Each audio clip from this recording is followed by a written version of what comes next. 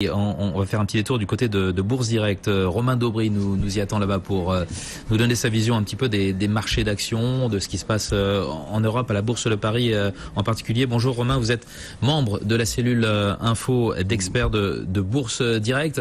Bon, alors vous dites dans votre note du jour là que les marchés, que ça commence à devenir dangereux sur les marchés d'actions, aussi bien américains qu'européens. On pourra difficilement aller plus haut selon vous ? Bonjour Vincent, bonjour à tous. Oui, alors dangereux modérément, c'est-à-dire qu'on peut encore aller un peu plus haut, le marché reste haussier, il se montre d'une fermeté remarquable, il continue à progresser régulièrement, même si on sent que le mouvement patine un petit peu, mais il progresse et il continue à progresser régulièrement. Maintenant, il y a des éléments qui commencent à montrer qu'il va falloir être prudent. L'extension, pour être clair, est assez plus concret, c'est-à-dire qu'on peut envisager une extension de l'ordre de 1% à peu près sur l'indice CAC 40 et à peu près de la même chose sur le Dow Jones, 1% environ, peut-être de l'ordre de 2% sur le Nasdaq, mais voilà, les marges de progression sont un peu limitées maintenant.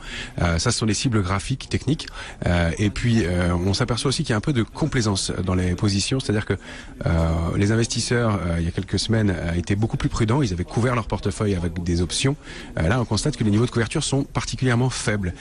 Donc on se rapproche des points hauts, on dépasse et on a annoncé des records historiques sur les marchés américains, et on se rapproche des points hauts en Europe, des points hauts annuels, et pourtant les investisseurs sont très peu couverts. Donc ça, ce sont des conditions qui rendent le marché un peu dangereux. Ça ne veut pas dire qu'il va baisser, il n'y a pas de signaux de baisse pour l'instant sur le marché ou graphiquement. Des divergences, oui, c'est-à-dire que graphiquement, les indicateurs techniques ne confirment pas la hausse des prix. Eux baissent alors que les prix continuent à progresser, donc ça c'est un signe de divergence et donc de risque. Et puis on a un mois d'octobre qui est assez chargé. Alors historiquement, le mois d'octobre est connu pour être un mois un petit peu...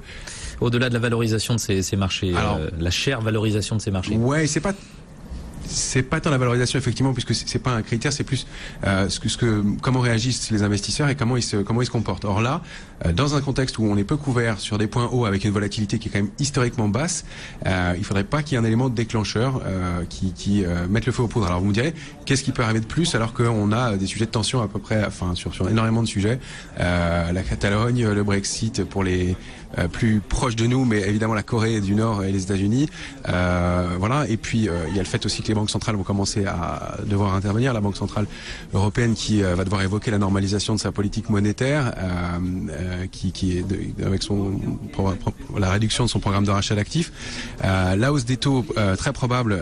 Les chances sont d'environ 70% aux États-Unis pour le mois de décembre.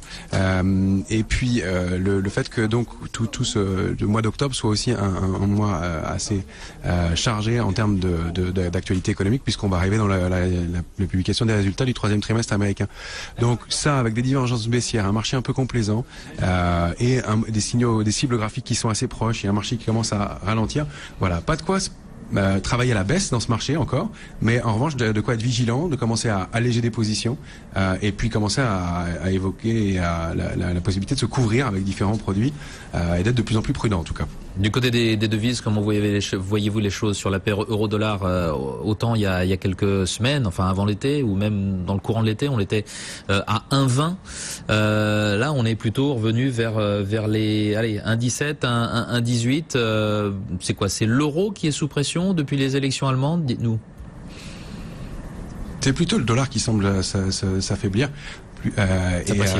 Et donc s'apprécier, pardonnez-moi, et plutôt que l'euro plutôt que l'euro. Mais en fait, graphiquement, en fait, on a eu un signal technique il y a une dizaine de jours qui s'est mis en place sur l'euro-dollar, qui est une figure de retournement assez connue en épaule-tête-épaule. Sur le forex, c'est très compliqué de travailler ces figures-là parce que il y a souvent de faux signaux. Il se trouve que celle-ci fonctionne pour l'instant très très bien, que l'accélération baissière s'est produite de façon claire et assez lisible. Et pour l'instant, on a un petit moment de ce qu'on appelle de pullback, c'est-à-dire un retour sur la ligne de coude, la fameuse figure en tête-épaule, en épaule-tête-épaule, qui donnerait un niveau de vente probable aux alentours de 1,1850. C'est le niveau sur lequel on pourrait se repositionner à la vente pour aller chercher une cible beaucoup plus basse, de l'ordre de 1,1580. Voilà comment on lit les choses pour l'instant.